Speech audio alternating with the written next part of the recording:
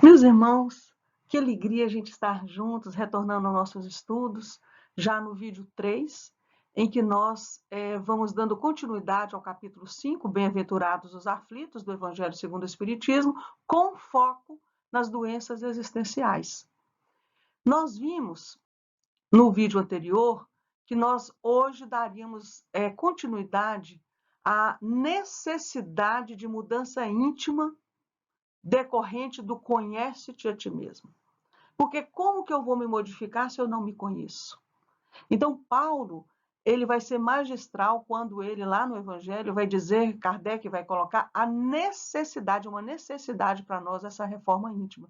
Que nós chamamos de mudança íntima, reforma íntima, transformação moral, que nada mais é do que autoeducação. E Paulo vai nos ajudar a compor todas essas peças desse grande quebra-cabeça que está nessa epístola maravilhosa. Hoje o estudo vai ser muito interessante para o nosso entendimento.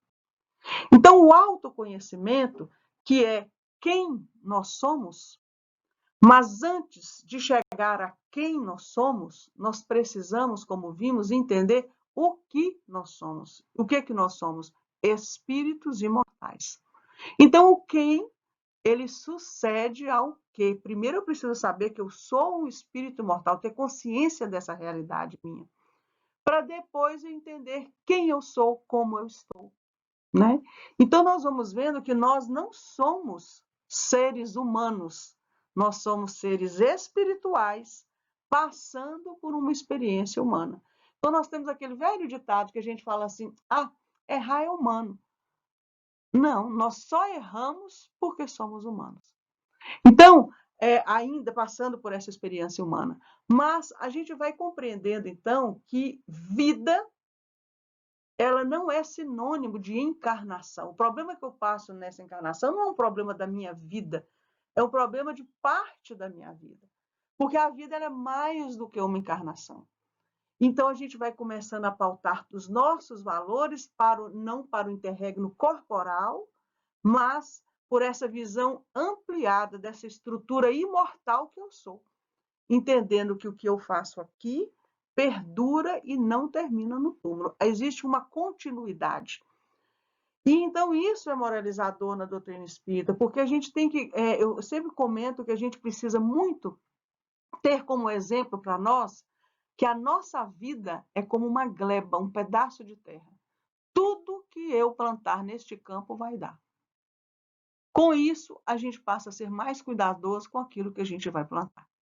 Então, vida não sendo sinônimo de encarnação, porque existe uma diferença entre vida e existências, onde vida é esse vermelhinho aí, que a gente tem uma única vida. Fomos criados espíritos imortais. Agora, as existências são inúmeras.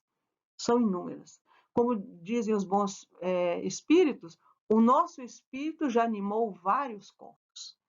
E aí, então, nós começamos a fazer perguntas a nós mesmos, porque sabendo que eu sou espírito e não quem ainda, é o que, e por decorrência, se eu sou imortal, então por que a gente tem medo de morrer? É muito simples, é porque nós sabemos disso, está no nosso intelecto, mas nós não temos consciência plena disso.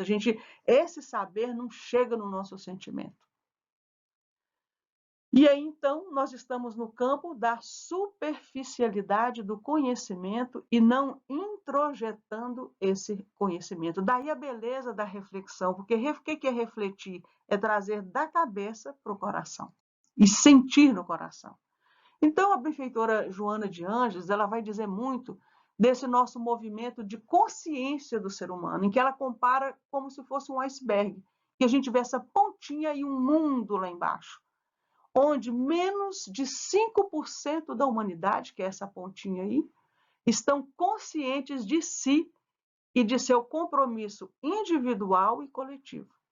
A grande maioria está no movimento subconsciente em relação à vida, o que vai gerar muitos problemas, porque as nossas dificuldades são exatamente resultado dessa subconsciência.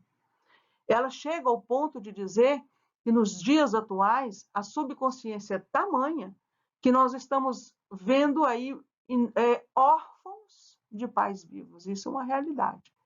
Então, o que isso quer dizer? Que são poucos os que refletem, trazem da cabeça para o coração profundamente, como nós estamos fazendo aqui, a mensagem de Jesus, para que a gente se torne consciente verdadeiramente em relação à vida. Agora, é para a gente apavorar, porque tem esse tanto de inconsciência em nós? Não. É para a gente ir mais e mais aprofundando, subindo, até a gente chegar na parte consciente, individual e coletivamente. Então, mas para isso, é fundamental nós conhecermos a verdade em nós. Como que eu posso modificar? Como que eu posso fazer uma reforma, uma autoeducação, se eu não sei como sou, qual a minha essência divina, qual a beleza que existe dentro de mim? Então, é fundamental saber, intelecto, e sentir, emoção, como somos. E aí, é bonito porque a gente vai trazendo o evangelho para o desenho, porque fica muito mais fácil da gente se localizar em onde que nós estamos. E nós vamos ver que nós vamos nos identificar muito com um lado bom e com um lado ruim. Agora, a escolha é nossa. Então, por exemplo, quando nós nos portamos perante a vida como vítimas, é esse eu aí, dentro desse círculo, o eu vítima. O que quer dizer? É quando tudo que me acontece é fora de mim. Eu estou assim por causa do governo, eu estou assim por causa do professor, eu estou assim por causa do meu marido, eu estou assim por causa da minha esposa, eu estou assim por causa do meu filho, eu estou assim por causa do meu trabalho. Todos os problemas que eu tenho estão fora de mim. Então, eu me torno sempre uma pessoa, sou vítima de todas as situações da minha vida. Quando eu tenho essa postura de vítima, eu passo a ser uma pessoa frágil. E se eu sou uma pessoa frágil, eu começo a ter ansiedade, angústia, preocupação. Joana de Ângeles vai nos dizer que esse pré quer dizer energia angustiosa que nos impede de ocupar com a solução do problema. E também vou ter nervosismo. Mas, quando nós saímos da postura de vítima para a postura da pessoa responsável, de responder, hábil de habilidade. Quando eu tenho habilidade para responder por aquilo que me está acontecendo, é o mesmo eu dentro do círculo. Só que qual é a diferença? Eu procuro saber se o problema não está em mim primeiro. Será que se eu não tivesse sido ríspida com fulano, talvez isso não tivesse acontecido. Se eu não tivesse falado de uma maneira grosseira, talvez isso não tivesse acontecido. Então, talvez se eu tivesse sido mais paciente. Então, você procura ver se o problema não está em você. Às vezes não está, mas às vezes está. E qual o problema de estar o problema comigo mesmo? Quando eu tenho essa postura de responder pelas atitudes que eu tenho, eu passo, mesmo sendo equivocado, eu passo a ser forte. E se eu sou forte, eu tenho paz.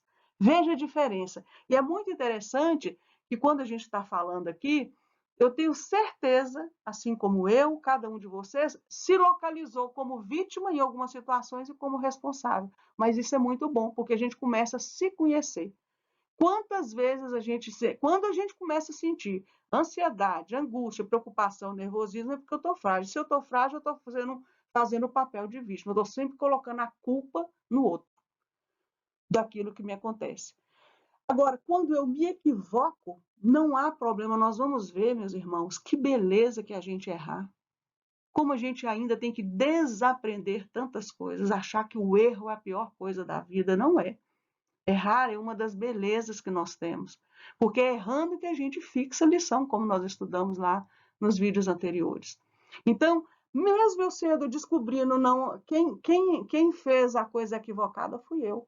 Então, eu vou corrigir. E aí eu passo a ter paz, mesmo sendo a pessoa equivocada. Então, em qual desses a gente quer ficar? Então, quando a gente vai se conhecendo as nossas reações, as nossas atitudes, a gente já pula para o lado responsável, que é o que vai me dar paz. Então,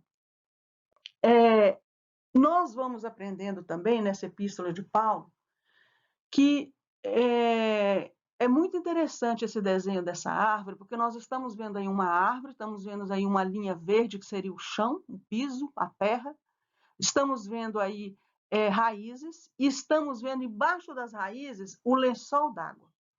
Então, todas as vezes que a gente acha que as nossas próprias opiniões e os nossos próprios interesses são sempre mais importantes que as opiniões e os interesses dos outros, mesmo nas coisas boas, porque a gente, quando ama, faz muito isso. A gente quer encurtar o caminho para o outro sofrer, e principalmente pai com filho, mãe com filho. A gente quer tanto bem que a gente não respeita a opinião e o interesse dos outros, mesmo para o bem. Por isso, o Dr. Bezerra vai dizer para nós, é preciso aprender a amar para melhor servir. Porque todas as vezes que eu acho que a minha opinião, meu interesse é mais importante que o do outro, eu sou uma pessoa egocentrista. Ego, eu. Centrismo, centrado. Uma pessoa centrada no eu. Tudo sou eu, o melhor é o que eu penso, é o que eu acho, eu e os meus. Então, se eu tenho um lençol d'água de egocentrismo, as minhas raízes não podem ser outras senão de egoísmo. Ego, eu, ismo, culto. Culto do eu. E se eu tenho uma raiz de egoísmo, o meu tronco ele não pode ser outro do que de orgulho. E se eu tenho um tronco de orgulho, as minhas ramas não podem ser outras do que inveja, ciúmes, vaidade. É a vaidade de você andar bonita, arrumado? Não. É a vaidade de você achar que só o que você faz é que é bom. Mentira, ressentimento, ou seja, ressentir várias vezes a mesma mágoa, tristeza, preguiça, não a preguiça física, mas a preguiça intelectual, impaciência, intranquilidade, por aí vai. Então, essa seria a árvore do sofrimento.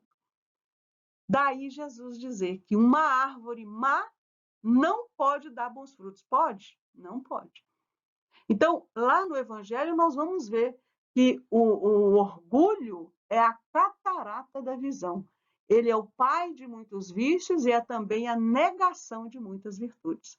E que o orgulho e o egoísmo, que são as duas chagas da humanidade que Jesus veio combater, é a origem dos nossos vícios e dos nossos defeitos.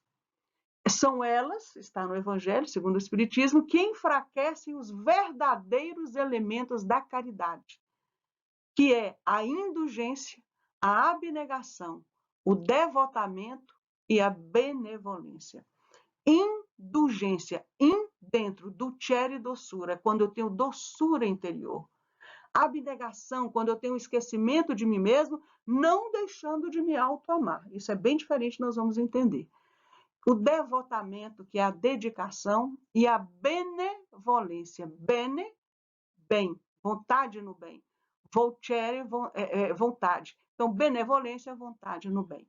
Quando eu deixo um desses, a minha caridade ela fica capenga. Eu posso ser abnegado, devotado, benevolente, mas se eu não tiver doçura interior, a caridade fica capenga. Por isso que o Evangelho vai dizer que o orgulho e o egoísmo enfraquecem os verdadeiros elementos da caridade. E aí nós vamos parar, essa é a árvore do sofrimento, e agora nós vamos para outra árvore. Observemos que a outra era o egocentrismo. Essa, qual o contrário de ego? Eu. Olo, todos. Então, em lugar de eu estar centrado só em mim, eu começo a centrar no todo. Eu começo a me preocupar comigo, mas também com a pessoa que faz a limpeza, a pessoa que cuida das cartas, a pessoa que faz o meu lanche, a pessoa que trabalha do meu lado, a minha esposa, o meu marido, os meus filhos. Eu penso em todos. Quando eu me centro em todos, as minhas raízes não podem ser outras que de amor e de caridade. Muito contrário do outro, que era de egoísmo. Então, por que o amor? Porque o amor ele é a lição máxima do Evangelho de Jesus. Ele é essência divina depositada em nós, e como o universo ele foi feito pelo amor e para o amor, tudo o que nós fizermos contrário à lei de amor vai nos trazer a dor e o sofrimento. Então, é muito interessante isso, porque lá no Evangelho vai nos dizer que a caridade é a emanação do Criador dada à sua criatura. Então, a caridade, por que está o amor e a caridade? Porque o amor ele é contemplativo, mas a caridade é o amor em ação. A caridade é o amor em seu PhD. Então, é essa caridade que é essa essência da perfeição que nós vimos dos elementos essenciais. Então, e qual é a bandeira da nossa doutrina? Fora da caridade não há salvação. Mas nós vamos entender mais ainda essa bandeira, porque a gente lê e pensa que a caridade é de filantropia somente, que também é, mas não é. Paulo vai nos esclarecer muito bem sobre a caridade. Então, essa é a árvore da paz, em que a caridade ela é a identificação, esta caridade bem entendida, da criatura com o Criador, do filho com o Pai, da obra com o autor. É o sentimento sublimado por excelência. Isso nos disse Honório Abreu, lá da União Mineira de Minas Gerais. Então, ao contrário da árvore do egoísmo, esta daí nós temos a humildade e a caridade, que são as irmãs que andam de mãos dadas, são os meios mais eficazes de obter graça diante do Eterno, nos diz Adolfo, bispo de Agel, lá no Evangelho segundo o Espiritismo. Então, essa é a árvore da paz, essa é a árvore que dá bons frutos. Por isso, diz Jesus, uma árvore boa não pode dar maus frutos. Porque quando eu tenho um tronco de humildade, as minhas ramas serão exatamente opostas àquela outra, do egoísmo, do orgulho. Então, em lugar de eu ter ciúme, eu vou passar a ter confiança, eu passo a ter solidariedade. Em lugar de vaidade, eu passo a ter simplicidade, tolerância, desapego. Em lugar de ressentimento, eu passo a ter o quê? Perdão. Quer dizer além. Donare, dar além. Perdoar não é só você perdoar e acabou, não é você dar além daquilo ali. Alívio, esperança, alegria, ou seja, a árvore da paz. Então, entendidas essas duas árvores, nós vamos lembrar que Jesus sempre nos disse para que a gente observe a natureza. Então, Jesus não falou olhai a natureza, ele falou observar. E que olhar é você ver. Observar é você trazer da cabeça e sentir no coração. Porque a natureza é o livro de Deus. Então, nós estamos vendo aí uma árvore, um tronco, que quando nós, às vezes, nós estamos ali com ressentimento, por exemplo, a gente fala assim, não, sabe que eu já compreendi que eu tenho que perdoar fulano. Então você vai lá na rama e corta a rama do ressentimento. Mas na primeira briga, você joga na cara da pessoa, olha como é que ela volta. Volta todo o ressentimento. Olha a natureza nos mostrando. Vem com tudo. Então, aí você fala assim, não, então eu já entendi. Eu vou cortar lá embaixo, lá no tronco, porque assim eu não tenho mais ressentimento. Na segunda briga, você joga na cara da pessoa, olha aí nascendo de novo. Por quê? Porque para que nós perdoemos de verdade, nós não temos aquele ditado, o mal se corta pela raiz, está errado, não é pela raiz, é lá no imo da alma, lá no lençol d'água. Mas quando Jesus nos disse, reconciliai com os teus adversários, a gente corre para ficar em paz com o outro. Quando Jesus está dizendo reconciliai com os teus adversários internos primeiro. Porque se você pacifica o ofensor interno, cadê a ofensa? Porque é o ofensor interno que nos machuca. Então ela desaparece. Porque quanto mais nós estamos pacificados, menos nós somos atingidos. Então nós temos que aprender muita beleza desse maior psicoterapeuta da humanidade, que é Jesus, porque ele não está falando para a gente correr e ficar de bem com o outro, não. Quando Jesus nos ensinou a perdoar, é para que nós tenhamos reconforto íntimo.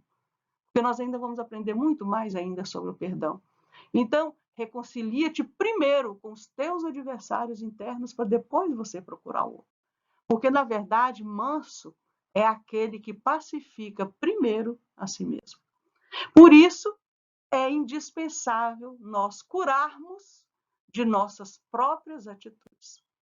Então, essa primeira epístola dos Coríntios, que está lá no capítulo 13, versículos 1 a 7 e 13, muitos de vocês devem ter já ouvido falar nessa beleza, e essa passagem ela é comentada por Kardec no item 7 do capítulo 15 do Evangelho, quando Paulo diz: ainda que eu fale todas as línguas dos homens e a língua dos próprios anjos, se eu não tiver caridade, serei como bronze que sou, símbolo que retina. A gente pode fazer tudo o que a gente fizer, caridade, 50 anos no centro espírita.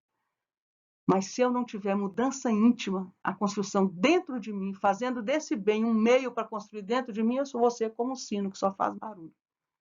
Ainda que tenha o dom da profecia, que penetre todos os mistérios e tenha perfeita ciência de todas as coisas, que eu seja o médium, ainda que tenha toda a fé, até o ponto de transportar montanhas, se eu não tiver exemplo, caridade, eu nada serei. E mesmo que tenha distribuído todos os meus bens para alimentar os pobres, entregado meu corpo para ser queimado, se eu não tiver caridade, tudo isso de nada me servirá. Nós vamos explicar isso com mais detalhe. A caridade é paciente, é branda e benfazeja. A caridade não é invejosa, não é temerária, nem precipitada. Não se enche de orgulho. Não é desdenhosa, não cuida de seus interesses, não se agasta, nem se azeda com coisa alguma. Não suspeita mal, não se jubila com a injustiça, mas se rejubila com a verdade. Tudo suporta, tudo crê, tudo espera, tudo sofre. Agora, entre estas três virtudes, a fé, a esperança e a caridade, a mais excelente delas é a caridade. Então, aí nós vamos começar a fazer o quebra-cabeça dessa passagem belíssima, porque ninguém compreendeu melhor o que vem a ser caridade do que o apóstolo Paulo. Então, quando ele diz essa primeira frase, que ainda que ele fale todas as línguas dos homens e dos anjos, mas não tiver caridade, que ele vai ser como um símbolo que retine, ele está dizendo, eu posso fazer uma vida inteira de caridade, mas se eu não mudar intimamente, eu nada serei. Quando ele fala que ele pode ser o maior dos médios, mas se ele não tiver caridade, ele nada será, ele está dizendo que se eu não tiver obras, que é construção interior, porque o reino de Deus é uma construção íntima. Reino que vem de reinado e vem de domínio. Se eu não me autodominar, eu nada serei. Se eu não der o exemplo e não for humilde, essa humildade, gente, não é aquela humildade de que de ser, como se diz, subserviente, jamais. Nós vamos aprender depois, nós vamos estudar sobre as bem-aventuranças, em que a primeira delas é a humildade, humildade que vem de humus, que é pé no chão. O que quer dizer pé no chão? É eu me aceitar com todas as minhas dificuldades, com as minhas fraquezas, mas também com as minhas belezas e as minhas qualidades. Isso é ser humilde. Às vezes a gente, fulano fala assim, ô fulano, mas você faz tão bem um trabalho. Ah, não faço, não, é mais ou menos. Não, mas você sabe que você faz bem. Isso é ser humilde, reconhecer o seu valor. Né? Então, se eu não tiver obras, exemplo e humilde, eu não estou sendo caridoso, de nada me vale. E se eu tirar todos os meus bens, entregar toda a minha roupa, deixar ser queimado, mas se eu não tiver caridade no sentido de se eu não fizer estas doações desinteressadamente, até de taxas de reconhecimento, nada disso me servirá. E aí ele continua, a caridade é benfazeja, branda, não é invejosa, nem temerária, não se enche de orgulho, ou seja, ele está dizendo que esta caridade, resignação, a caridade perdão, a caridade prudência. Veja o que Paulo está nos dizendo. Nós sermos prudentes é sermos caridosos. Veja que profundidade, né? Não é desdenhosa, não cuida de seus interesses, não suspeita mal, não se irrita, não se jubila com a injustiça, mas com a verdade. O que ele está dizendo? Que ser decente em nossa existência, em nossa vida, é ser caridoso. Utilizar a razão, o raciocínio é ser caridoso. Quem diria que a gente usar a razão é ser caridoso? Então, por isso, ninguém compreendeu tão bem o sentido verdadeiro da caridade quanto Paulo. E aí, então, nós vamos a Joana de Ângeles, quando ela nos diz que nós somos lucigênitos, ou seja, luz e luz, gênitos, filhos. Nós somos filhos da luz. Então, qual a nossa maior missão aqui na Terra? É a gente ficar rico? É a gente ter milhões de coisas para fazer? A nossa maior missão aqui na Terra é a de autoiluminação.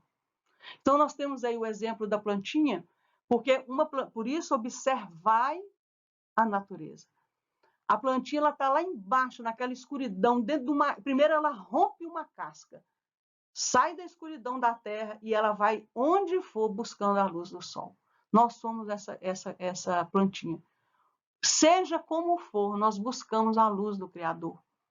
Então, nós somos filhos da luz. Por isso, é muito interessante, é essa a razão pela qual nós todos somos apaixonados pela velhinha de aniversário. Todos nós, desde criança e até adulto, quando a gente vê uma velhinha de aniversário, a gente fica todo feliz. Por quê? Porque nós nos identificamos com a luz. Então, essa árvore que é a árvore do egocentrismo, vamos dizer assim, a árvore ruim do nosso ego, né? E também o nosso lado sombra, e tem a árvore boa, que é do holocentrismo. O que é essa árvore do ego? Esse ego, nos dias de Joana de Ângeles, é essa sombra teimosa, é o nosso lado sombra, é o nosso lado dos nossos vícios. Quando nós queremos fazer uma mudança, mas a mudança ela fica sempre no nível do desejo, a gente não completa aquela mudança, é porque essa vontade é uma vontade enfraquecida que vem desse nosso eu inferior, que é o nosso ego. Então, nós temos o lado luz, esse é o lado sombra. Agora, o lado luz, que é a árvore do holocentrismo, que já não é a árvore dos vícios, senão das qualidades. É a perfeita consciência do que se é e como se está. Então, eu posso falar assim, eu sou muito ansioso, eu sou nervoso demais. Você está ansioso, você está nervoso, mas você não é nem nervoso nem ansioso. É aí que você vai conhecendo a beleza que existe dentro de você. Então, é aí que nós vamos entendendo mais lá na frente, quando a gente vai falar sobre a depressão, que a depressão nada mais é quando nós nos afastamos da nossa essência divina que nós somos, e ela é simplesmente a saudade de nós mesmos. Então, eu posso estar dizendo aqui, mas eu sou ansioso, eu estou, mas eu não sou, eu sou calmo. Nós vamos ver isso mais na frente. Então, essa parte da perfeição não é você ser perfeito, cair no perfeccionismo. Tudo que é ismo, que é culto, não é bom. Então, culto da perfeição. Se nós estamos no mundo de prova e expiação, em que nós, para entrar nesta terra, nós precisamos ter o requisito de ser orgulhosos e egoístas para nos depurarmos, nós não somos perfeitos. Por isso o perfeccionista sofre demais. Porque não é ser perfeito antes da hora, nós somos aprendizes da vida. Quando a gente tem essa consciência de que nós estamos aprendendo e não querendo ser mestre antes da hora, a gente para de sofrer por ser perfeccionista. Né? Então, não é ser perfeito, mas é estar em direção à perfeição. Mas acontece que Paulo entendeu com essa epístola muito além do que nós. Paulo entendeu que essa árvore boa, que é a mesma árvore da base do holocentrismo, do amor, da caridade, da humildade, só que a árvore da sombra teimosa, ela é aquela árvore pelada, aquela árvore que é como se fosse no inverno, aqui de Washington, por exemplo, que é bem característico, né? É um inverno que você pensa que a árvore está morta. Ela nem folha tem. A outra árvore, que é a árvore boa, já é aquela árvore bonita, né, do outono, cheia de flor, de sombra, de beleza, de folhas. Mas a árvore que dá fruto, que dá fruto que sacia a sua fome, a fome do espírito, é a árvore da mudança íntima, que é dessa epístola de Paulo. Porque aí as ramas já não são só as qualidades, mas são as virtudes que nós construímos dentro de nós. Porque quando na segunda árvore nós temos a qualidade, por exemplo, nós temos todas as qualidades da paciência. Então chega uma pessoa que você vai abrir a porta para ela e ela nem te agradece. Aí você fala, tudo bem, entrou. A segunda vez, você abre a porta para ela de novo, ela também não te agradece. Você fala, tudo bem. Na terceira vez, ela também é mal educada com você e você já não gosta muito, mas tudo bem. Na quarta, você fala, quer saber? Abre você. Então, nós temos a qualidade de ser pacientes, mas nós não temos a virtude da paciência, que é aquela pessoa ser grosseira com você inúmeras vezes e você tratá-la como do mesmo modo, como diz Emmanuel, né? Um sinal verdadeiro de paciência é quando alguém te faz uma pergunta, a mesma pergunta 5 vezes e você responde com a mesma paciência da primeira vez. Então, essa terceira árvore é a árvore da obra, daquilo que você construiu dentro de você, do exemplo, da resignação, do perdão com o esquecimento do mal. Não é o esquecimento amnésia, porque nós não vamos esquecer o que o outro fez, mas nós vamos perdoar com esse esquecimento no sentido de que quando a gente lembra do fato, aquilo não dói mais em nós. É a árvore da doação desinteressada, da tranquilidade. Pensa bem, quem diria que ser tranquilo é ser caridoso? Então, aqueles de nós que estamos intranquilos, estamos sendo o quê? Descaridosos conosco mesmo. Então, Paulo vai trazendo toda essa beleza para nós, que são as obras de dentro de nós para refletir fora de nós. E o amor ao próximo como a si mesmo. Então, essa é a árvore da autoconsciência. É onde nós vamos ver a beleza de que quando nós trabalhamos em nós essa reforma íntima, é que acontece que existe uma onda tão poderosa de reforma em nós que o mal e o distúrbio se envergonham e se retiram de nós. E é a árvore do alto amor que nós vamos aprender mais na frente. Então, meus irmãos, esse maior exercício que ensinava o mestre, que é o amor, é Deus em nós, é esse amor cósmico universal. Porque quando nós temos os nossos defeitos, a gente lembra de Paulo.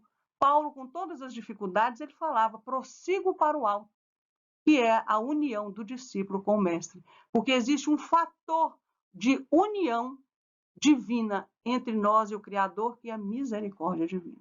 Então, a primeira árvore, nós vimos que ela é a dos maus frutos, a segunda dos bons frutos, e a terceira é a árvore da salvação, que é a árvore da evolução. Aí sim nós evoluímos.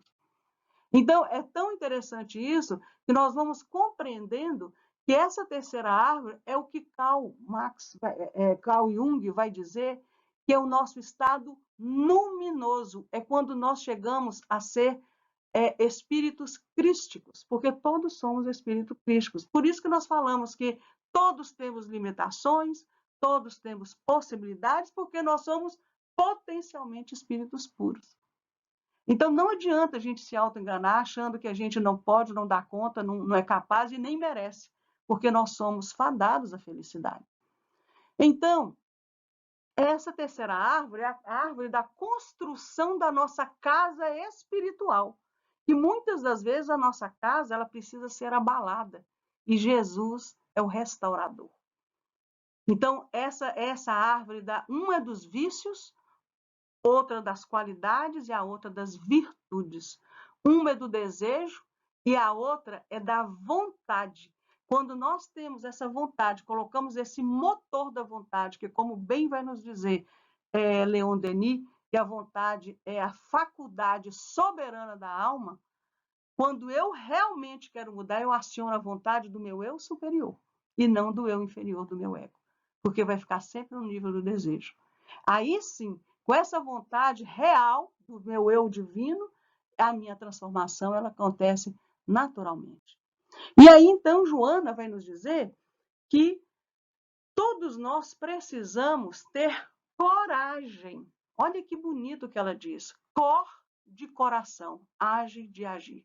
Nós precisamos agir com o coração, me acolher amorosamente para me libertar dos meus próprios tormentos íntimos. Então, o ego não é uma coisa ruim que nós temos que eliminar jamais. Ele faz parte de nós. Se não fosse o ego, a gente não sobreviveria na primitividade. Mas nós já estamos no tempo de educar este ego. Existe um programa aqui nos Estados Unidos, que eu acho que tem aí também, que é daquele Dog Whisper, que é um senhor que educa os cachorrinhos, que aqueles cachorros muito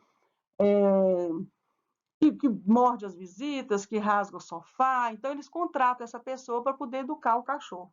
E ele ensina uma coisa muito interessante, que ele vai dizer que o dono do cachorro tem que sempre andar na frente para o cachorrinho andar atrás, porque você é maior do que o cachorro e o cachorro te obedece. É mais ou menos o ego e o nosso ser essencial. O ser essencial somos nós, essência divina, e o ego é o nosso cachorrinho, é aquela sombra teimosa em que a gente vive sendo cheio de ressentimento, cheio de mentira, cheio de apego, de dor, de tristeza. Ela é uma sombra teimosa. Mas o que você vai fazer? Você vai maltratar o seu cachorro? Você vai chutar o seu cachorro? Não. Você vai educar o seu cachorrinho para que ele ande atrás de você. É a mesma coisa. Nós temos por hábito permitir que o nosso eu inferior, o nosso lado sombra, dê as ordens e as execute por nós. Quando somos nós, seres imortais, herdeiros da criação, essência divina, que temos que dar as ordens da nossa existência. Então, o que a gente faz? A gente acolhe amorosamente o nosso lado sombra para poder colocar atrás de nós e dizer: aqui quem manda sou eu. Então, é colocar o ego a serviço do ser essencial. E Joana é fantástica quando ela fala assim: você identificou um erro em você? Você identificou um defeito? Ela fala: rejubilai-vos. Imagina, gente. Alegrai-vos quando você encontrar um defeito, um equívoco seu. Porque é aí que são pontos em que nós precisamos progredir. Para quê? Para que a gente desidentifique do nosso erro, para a gente identificar com a solução que está dentro de nós mesmos. Então, quem cura? A cura é o quê? Uma autocura. Somos nós que curamos a nós mesmos. Mas se eu não me conheço, como eu vou me curar? Se eu não sei a beleza que eu tenho dentro de mim, eu sempre acho que eu sou ansioso, eu sempre acho que eu sou estressado, eu sempre acho que eu sou deprimido. Eu estou estressado, estou deprimido, mas eu não sou. Então, aquilo que os outros às vezes dizem de nós, se nos incomodou, diz Joana, se chega a nos incomodar, é porque você precisa corrigir-se. Não é você se maltratar, se julgar, se culpar. Corrigir-se com coração, com coragem. Então ela fala, isso é fácil? Não. Mas é difícil? Também não. É o quê? Trabalhoso. Então, é muito bonito quando a gente vai se conhecendo mais. E aí, então, lá na questão 100 de O Livro dos Espíritos, Kardec, quando ele vai falar da estrutura do espírito que nós somos, mostrando que nós somos seres que, pela nossa personalidade evolutiva, pelas aquisições, pelas escolhas nossas, nós temos categorias. E ele divide na terceira ordem, espíritos imperfeitos, segunda, bons espíritos, e a primeira, espíritos puros, que nós somos em potencial. Então, nós ainda estamos na terceira ordem, mas nessa regeneração, porque nós estamos passando do mundo de prova e expiação para regeneração, e quem é que tem que regenerar, se gerar de novo? Nós. Então, nós estamos assim nessa luta para começar a ser a última classe da segunda ordem dos bons espíritos, que são os espíritos benevolentes. E aí você fala assim, porque são espíritos bons com todo mundo. E não é. São aqueles espíritos que aprenderam a ser corajosos consigo mesmo. Ter coragem, agir com o coração, com seus próprios tormentos íntimos. E a partir de você, com os demais. Veja que bonito, né?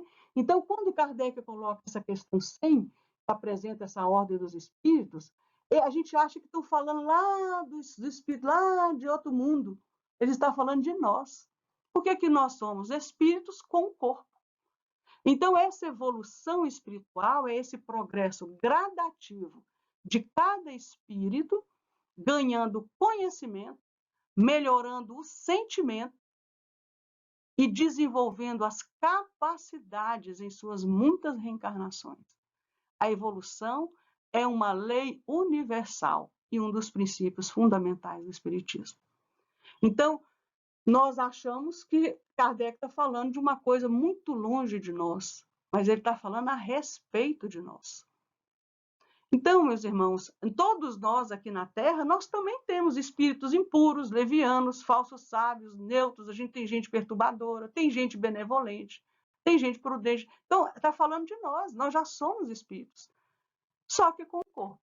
Então, como nós vimos que o aprendizado com Jesus, ele é um aprendizado amoroso, que ele é feito de acertos e de erros, como a gente deu o exemplo da criança na escola, porque ela, depois de errar umas 50 vezes a conta de matemática, é onde ela vai fixar a lição. Então, quando eu acerto, eu tenho uma conquista êxito. E quando que eu acerto? Quando eu ajo com amor. Não tem outro. Tudo que nós fizermos contrário à lei de amor vai nos trazer a dor e o sofrimento. Mas quando eu me equivoco, eu também tenho uma conquista aprendizado.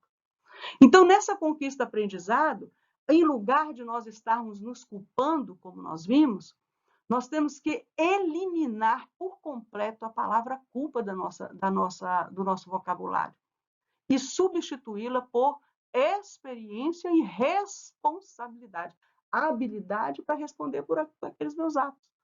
Então, quais são os passos quando eu me equivoco? Culpa já não é mais. O que eu preciso fazer? Primeiro, me arrepender. Mas arrepender é remorso? Não. Arrepender vem da palavra metanoia. Meta, mudança, noia, mentalidade. Jesus, quando fala arrependei-vos, ele está falando mude a sua mentalidade. Nós ficamos cristalizados, presos no nosso erro. E ele está falando o contrário. Descristaliza, muda a sua mentalidade, assume o erro, reflete, traz da cabeça para o coração, reflete sobre a ação que te levou a errar e aprende com ela, com essa ação. É bonito errar, nós precisamos aprender para fixar a lição. Porque o erro é a melhor maneira de nós aprendermos como não devemos fazer as coisas. Então, ele é muito saudável. E a quarta é reparar. Então, nós somos convidados a reparar, que é o exemplo do quadrinho que a gente deu. Furou, está no lugar errado, põe uma argamassa, lixa, pinta e fica tudo reparado. E evita a repetir o erro.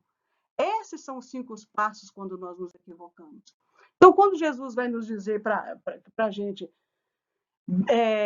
vinde a mim todos vós que estáis cansados, oprimidos e sobrecarregados, que Jesus não está convidando qualquer pessoa. Ele está convidando quem está sendo a carga da própria sobrecarga. E ele convida para que a gente tenha alívio e descanso para a nossa alma. Só que o alívio é bem diferente do descanso. O alívio é a diminuição das dores, é a diminuição das aflições da nossa sobrecarga. Seria o passe, seria a oração de alguém por nós, seria o próprio Criador, Jesus, a intercessão dos benfeitores, é tudo que vem externo a nós, vai nos trazer alívio, diminui as dores e as aflições da sobrecarga. Mas Jesus não convida só para o alívio.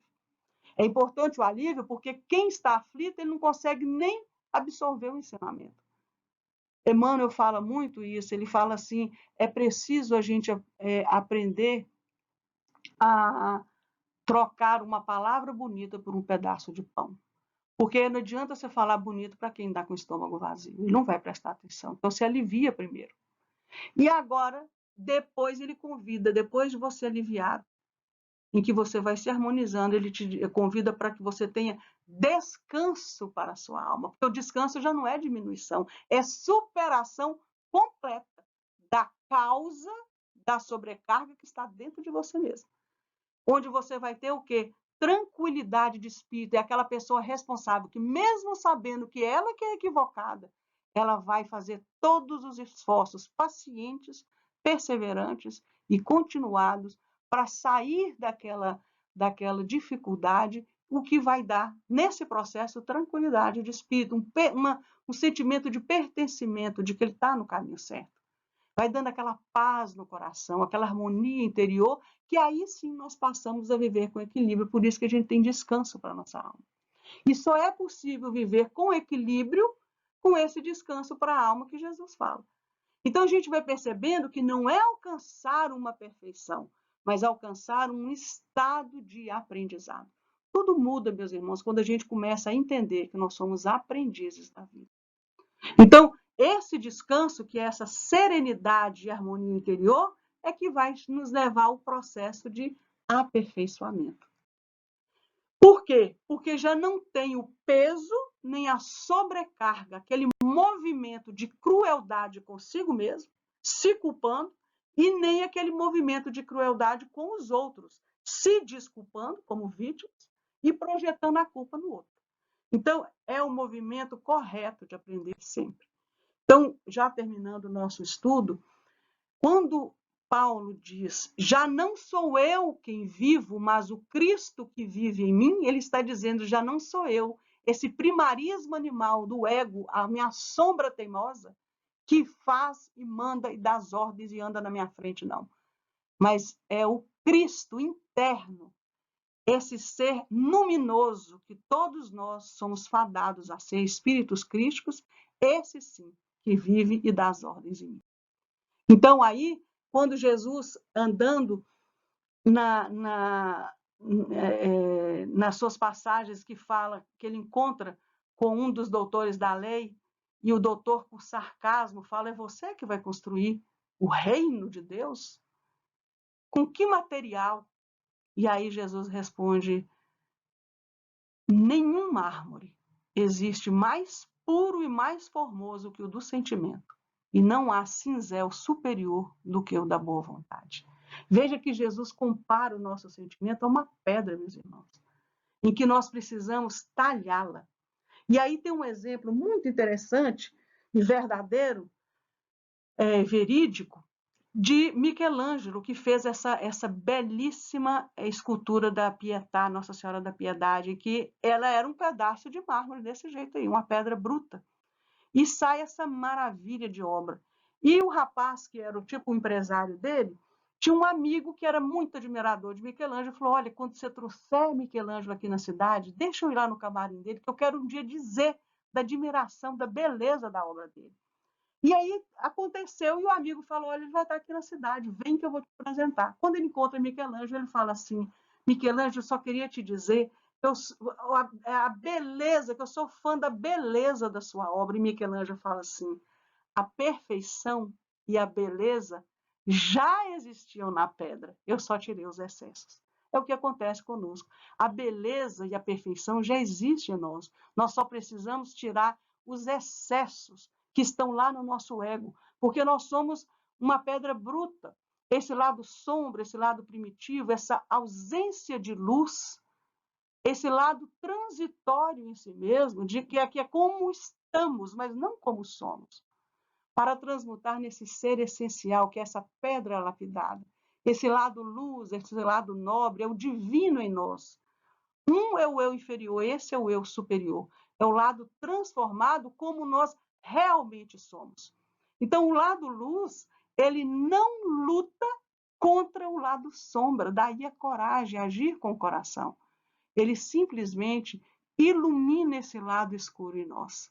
Porque a luz, ela não discute, ela apenas resplandece. É o que vai nos dizer Albert Einstein. Não pretendas que as coisas mudem se você atua da mesma maneira. Então, esse é o ensinamento que nós temos para a noite, para o dia de hoje. E no próximo vídeo, no vídeo 4, nós damos continuidade a esse belíssimo capítulo, Bem-aventurados os aflitos. Um abraço para todos.